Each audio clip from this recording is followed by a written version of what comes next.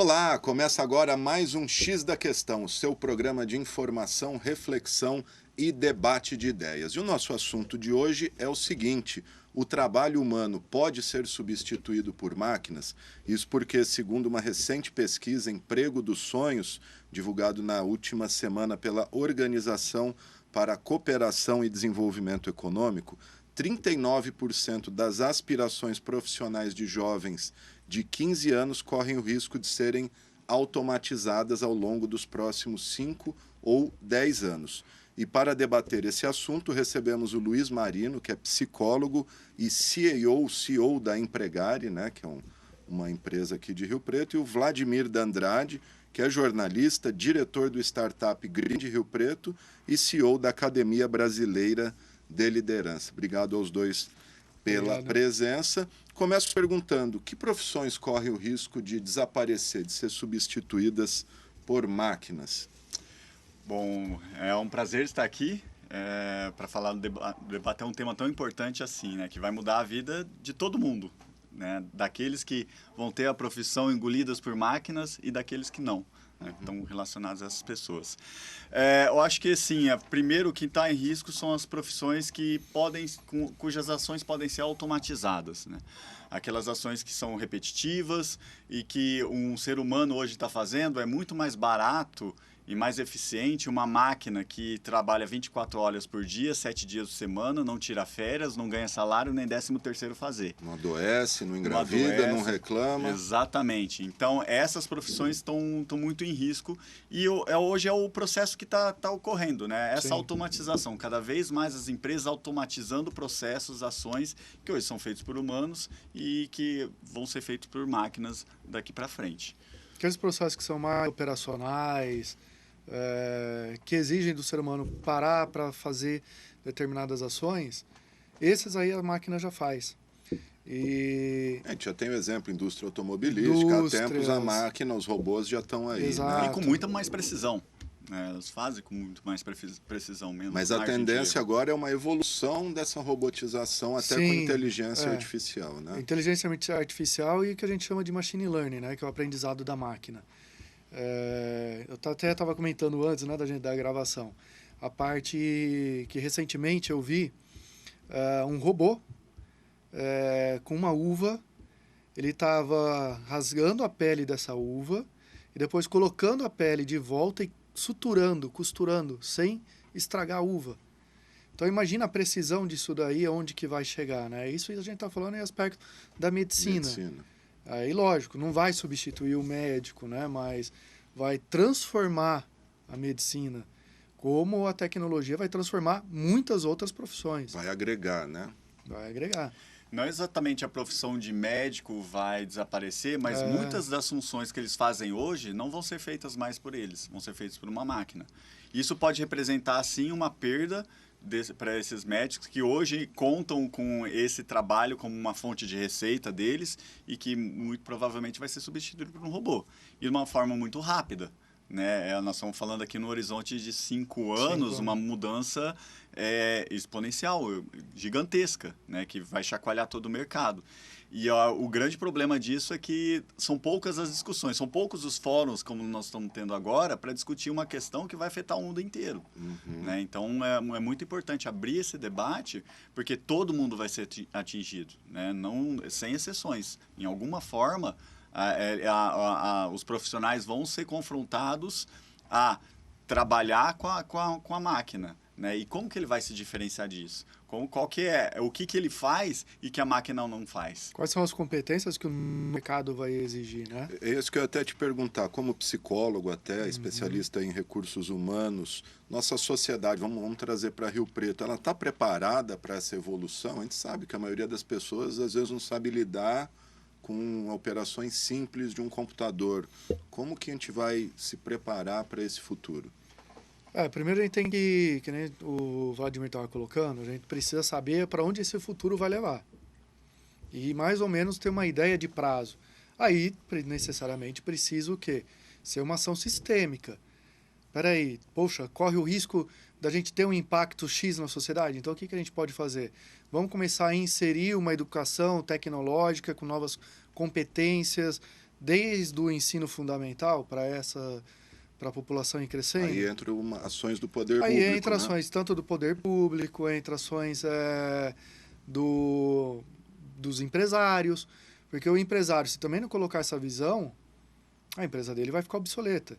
Ele precisa saber o que a tecnologia pode afetar a empresa dele, porque vai afetar qualquer mercado. Aí ele vai poder pegar e começar a trabalhar, não para ir contra, mas para como transformar isso daí como um aliado para fazer com que cresça junto. E você estava me dizendo que, inclusive, você desenvolveu um software ou gerencia um software que sim. faz seleção de pessoas. Como é que funciona isso? O software da Empregare.com, ele é um software de recrutamento e seleção.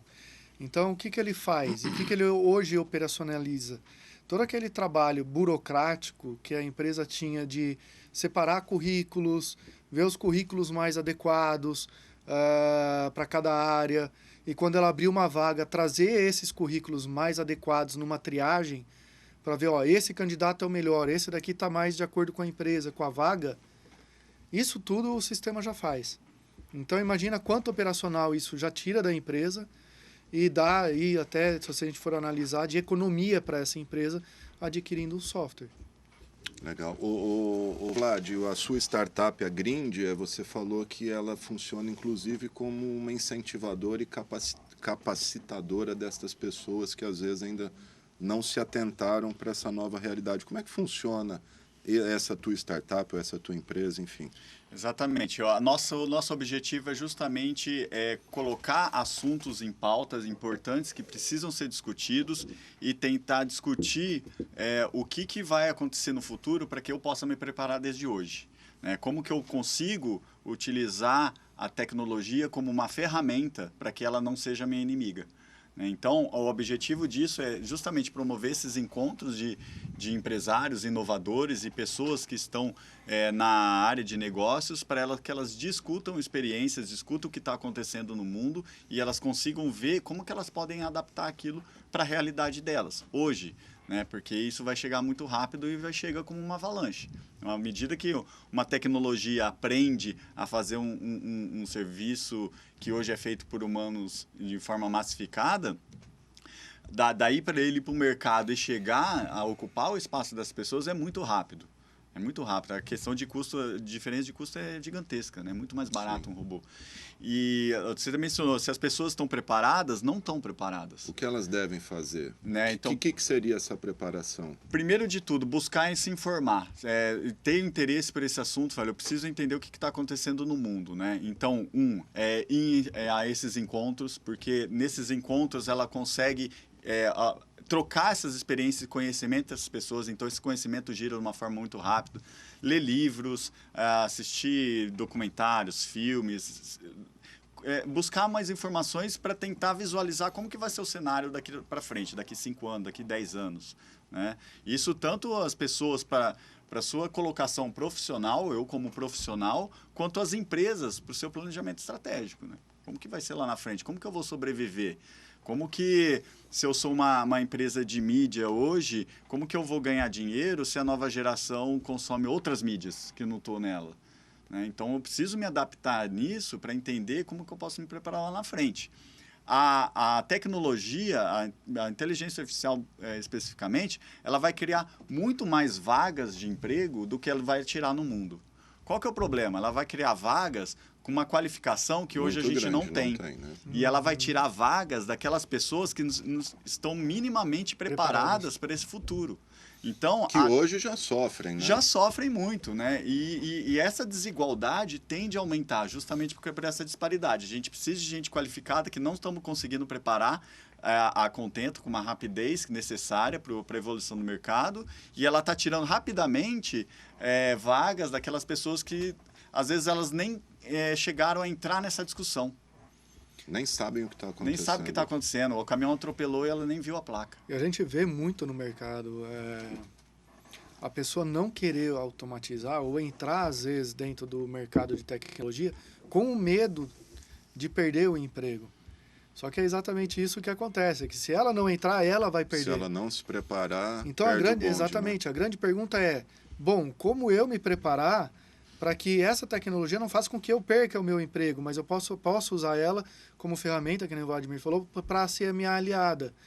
Agora, você não permitir que essa tecnologia entre no seu mercado, no seu meio de trabalho, para você utilizar dela, aí tem um grande erro que daí sim a pessoa vai correr o risco de não entrar nesse movimento e estar atualizada para permanecer no mercado. Aí ela vai correr o risco de perder. É inútil ela tentar esconder uma tecnologia, Exato. ao invés dela buscar tecnologias que podem auxiliar, fazer o que ela faz hoje de uma forma muito mais rápida, mais assertiva e liberar ela para fazer outros trabalhos. É o famoso, se eu não posso vencer, Exatamente. Aí você Exato. se torna um funcionário imprescindível, né? Eu consigo ler o que está acontecendo no mundo, eu consigo ver o que a tecnologia faz e como ela pode ser aplicada na minha realidade. E com isso eu posso fazer mais coisas.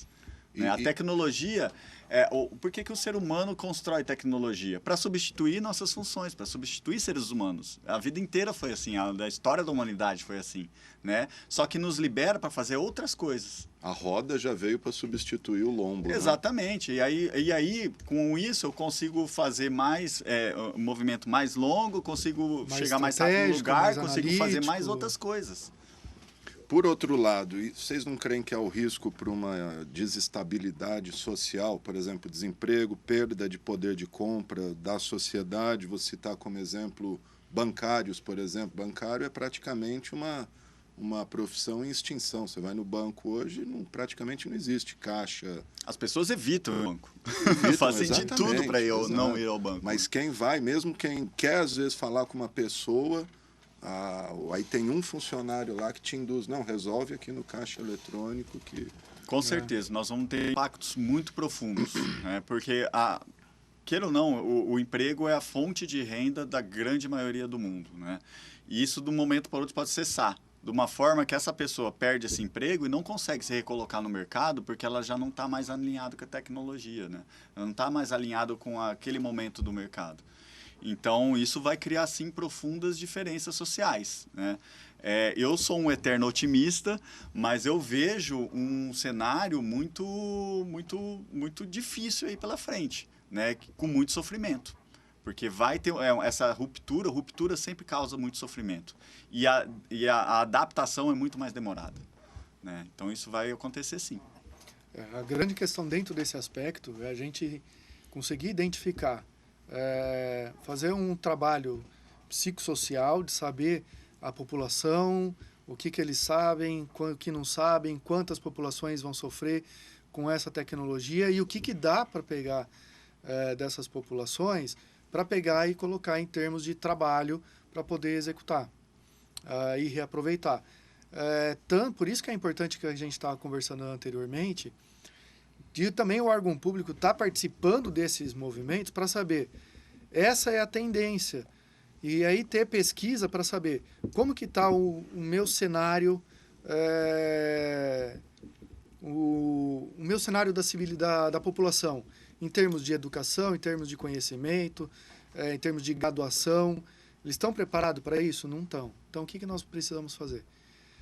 Nas empresas, quando a empresa geralmente ela vai começar a implantar novas tecnologias, trazendo de fora ou tecnologias do Brasil, como eu trabalhei muito tempo no RH, que a gente costuma fazer toda uma análise de descrição de carga e um levantamento da empresa para saber os níveis de competência necessário e fazer uma pesquisa para saber, olha, o nosso grau de formação é X% fundamental, X% médio, fazer aquela análise, aquele mapeamento da população da empresa. E fala, bom, a empresa está hoje aqui, eu quero chegar aqui com essas tecnologias. O que vai exigir isso daí? Estamos preparados? Sim ou não? E o que pode ser feito para fazer com que essa preparação aconteça? E aí, com base nesse mapeamento, a empresa começa a fazer um trabalho estratégico. Bom, então, esses são os cargos fundamentais, estratégicos, que vão ajudar a empresa a chegar lá. Só que só eles não vai adiantar. Então, o que eu tenho que fazer para com que essa base cresça? E aí começa a colocar cursos dentro da empresa, capacitação, e aí aquela descrição de cargo que antes era básica, eu começo a subir ela. E aí entra uma grande responsabilidade da empresa desse trabalho educacional e de formação. para elevar o grau da população interna frente aonde ela quer chegar.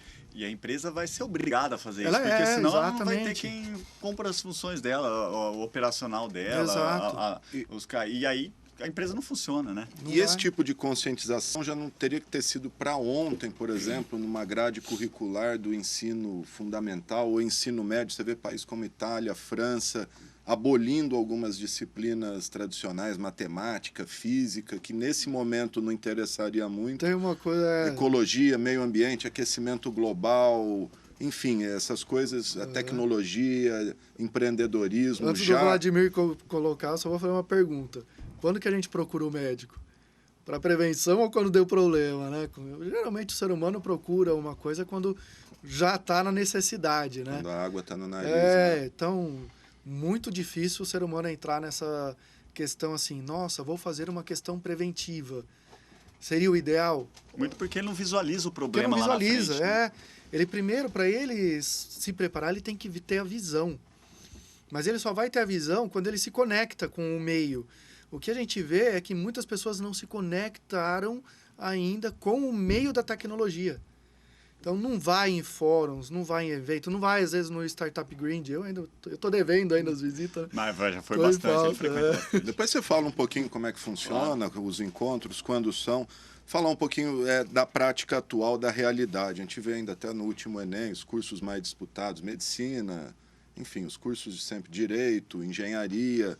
Existe uma tendência desses cursos deixarem de ser os mais procurados? E quais seriam os cursos que se adequam? O que seria? Sistemas, informática? O que a pessoa... que o empreendedor do futuro precisa ter de formação? O que eu acho, e eu até vivo uma experiência própria nisso, é que você não vai... Os profissionais... Ou o curso não importa muito, importa como os profissionais não vão ficar limitados às suas caixinhas. Né? O conhecimento ele permeia diversas áreas, né? E a aplicação prática desse conhecimento também. Você precisa de um pouco de cada área. Né? Então, é médico que vai ter que trabalhar com um desenvolvedor de software, programação, vai ter que trabalhar, advogado que vai ter que trabalhar com designer, entendeu? Essas áreas vão se mesclar cada vez mais. E a né? diferença vai ser a competência comportamental da pessoa, em saber ter essa dinâmica de trabalhar em equipe. Porque hoje a gente vê muitas pessoas que não, é só isso daqui, ponto, acabou. Não, eu vou ter... Puxa, Vladimir, nunca não tinha pensado dessa tua forma, vamos pensar.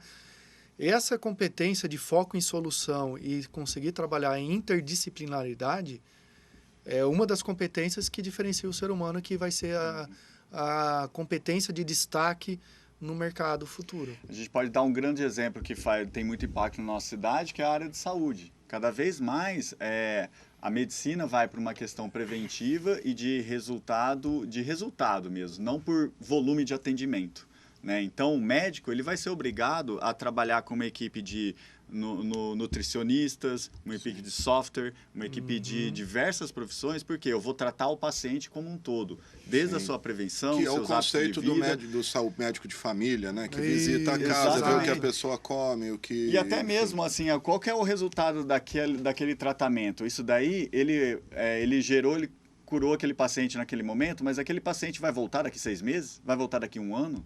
Né? Eu tenho que cuidar para que ele não volte mais. Né? Como que eu cuido disso? Não é apenas eu, sendo médico, sei lá, do estômago, vou olhar só a parte gastro. Não, eu tenho que olhar o que levou aquelas causas, que envolve diversas especialidades, e trabalhar em conjunto com todo mundo.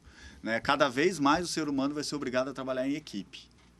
E esse é um diferencial das máquinas. Vou pôr uma outra questão aqui. Hoje a gente sabe que as empresas se automatizam, na maioria das vezes, para reduzir custo mesmo. Demitir gente e ter máquinas fazendo... Mas e o outro lado da moeda, a questão do cliente? Essa automatização, ela agrada o cliente? Ela atende às necessidades? Satisfaz o cliente? Tem uma coisa muito importante, que quando a empresa começar a pensar... quero transformar digitalmente. Ela tem que fazer uma pergunta: para quê? Né? Ela tem que ter um objetivo para isso. Porque pode ser uma faca de 2 gumes. Tem algumas tecnologias... eu vou dar exemplo na minha situação, que é um software de recrutamento. Né? Existe uma tecnologia dentro do sistema de recrutamento que você pode colocar uma pergunta para o ser humano responder em vídeo. E aí a tecnologia, a inteligência artificial vai dar as emoções dele com base na leitura facial. A gente tinha isso, mas eu como psicólogo, nós utilizamos durante um período, depois eu tirei. Por quê? Porque isso daí não vai trazer e não vai mostrar se aquele cara é competente ou não para aquela função. Isso daí está dando o quê para o recrutador? Um julgamento. Eu não sei o que aconteceu com a pessoa antes dela executar aquela função, aquela atividade, na verdade. Não sei se ela né? dormiu bem à noite. Não sei se dormiu bem, né? não sei se fez isso, não fez aquilo. Então, quando eu for pensar em transformar digitalmente, para quê? Que resultado eu quero? E cuidar dessa faca de dois gumes. E o outro ponto fundamental é a qualidade do teu atendimento. Isso vai gerar mais satisfação para o meu cliente. Eu vou trazer para ele maior benefício. Ele vai sentir melhor com isso ou não? Então, essa transformação digital permeando e percorrendo junto com o teu cliente o como que ele vai sentir e o quanto aquilo vai agregar para ele, não tem por que dar errado se fizer isso daqui junto. Agora, se você não ouvir o cliente como que ele vai sentir com aquilo, aí entra um ponto... Exatamente. Eu até coloquei essa questão lembrando do telemarketing, né? Se já é chato você falar com uma pessoa em telemarketing, que às vezes não consegue... Tem alguns hoje que são robôs, né? Sim. Ou digite 1, digite 2, digite 3, ou você conversa com uma máquina. Isso, para a empresa, traz resultado, mas e para o cliente? É satisfatório? Então, porque, do ponto de vista do cliente, por que uma empresa existe? Para resolver o meu problema, né? Então, tudo que for usado para resolver esse problema do cliente de forma mais eficiente e com uma melhor experiência para esse cliente, a empresa tem que investir nisso. Né? Uma das formas, sim, a inteligência artificial vai reduzir custo, mas ela também pode trazer grande experiência para o cliente. Hoje, é uma voz robotizada e nem a maioria das nem usa uma inteligência artificial, é algo pré-gravado, né? Mas a gente já tem hoje, existe hoje, e já foi mostrado ao mundo, que a inteligência artificial consegue construir imagem, vídeo de pessoas conversando, só que ela, na verdade, é uma cópia, né? Pega as imagens de uma pessoa... É o deepface, né? No caso, foi o primeiro experimento foi o Obama, né? Então, colocou o Obama falando uma coisa que ele nunca disse na vida, e não dá para diferenciar. Né? Então, isso vai chegar também na voz. Né? Você vai falar com uma pessoa no telefone achando que é uma pessoa e, na verdade, é um robô. Né? Como hoje você tem desenvolvendo a Alexa, aqueles dispositivos para casa. Então, cada vez isso vai desenvolver de uma forma que vai chegar uma hora que você não vai perceber. Só que você vai perceber uma melhor experiência, porque ele vai te atender mais rápido, ele vai realmente entender o que você quer e vai te entregar na hora. Uma interação né? Então, melhor, na perspectiva do cliente, só tende a melhorar. Bom, a gente tem robô que varre o chão hoje, já recolhe. Então, eu não lembrei precisa da faxineira, né? A gente, o Vlad eu não sei, né? Mas eu lembro. É que a gente pode pegar e fazer daquela imagem, né? Daquele desenho, os Jacksons. Muita coisa daquilo lá é realidade hoje, né? Naquela época não existia. O próprio celular, né? Por vídeos. Qual que é a realidade hoje de Rio Preto no que diz respeito à robotização, à automatização? É uma cidade tecnológica, Rio Preto? Rio Preto é uma cidade que tem desenvolvido muito rápido o seu polo tecnológico. Né? Eu tenho uma aproximação muito grande ali com o parque tecnológico, esse ecossistema, e as pessoas aqui sim estão discutindo, estão vendo o que dá para ser aplicado aqui. Muita coisa ainda é cara, né? Mas a partir do momento que ao longo dos anos vai barateando essas tecnologias, elas vão sendo incorporadas também. Né? Mas nós estamos em franco desenvolvimento aqui. O problema é que ainda essas discussões estão circunscritas num nicho muito pequeno ainda, né? Das empresas e pessoas que trabalham em tecnologia. Quando isso deveria estar sendo discutido por todo mundo. Né? Desde do CEO de uma empresa até aquela que presta serviços de limpeza, porque ela pode ser substituída por uma máquina. Ela precisa... Que, aliás, é a mais fácil de ser substituída. Exatamente. Porque é um serviço... E ela precisa fazer parte dessa discussão. Aquele ponto também que criar uma ruptura social acontece. Hoje nós, Brasil, né, países, digamos, subdesenvolvidos, né, países de terceiro mundo, nós nos mantivemos competitivos no mercado até hoje porque a nossa mão de obra é muito barata em relação aos países desenvolvidos. A partir do momento que entra um robô, a mão de obra do robô é muito mais barata que a nossa. Então a gente perde todo o nosso diferencial competitivo como economia. Que é a mão de obra barata. Então quem que vai sofrer mesmo vão ser nós. Sim. Né? Então a gente precisava urgentemente estar discutindo isso, poder público, universidades, sociedade civil e iniciativa privada, constantemente. Né? São problemas graves que as pessoas ainda não se tocaram. E você acha que elas nos tocaram até por uma questão de preconceito? Vamos dizer, quem mexe com isso é nerd, é geek, isso é coisa de nerd. Pode ser, mas pode ser também que a discussão esteja muito longe dela. A gente faça parecer Nem que é muito chega, longe. Né? Termos complicados, possa parecer que não, ainda está muito longe de acontecer.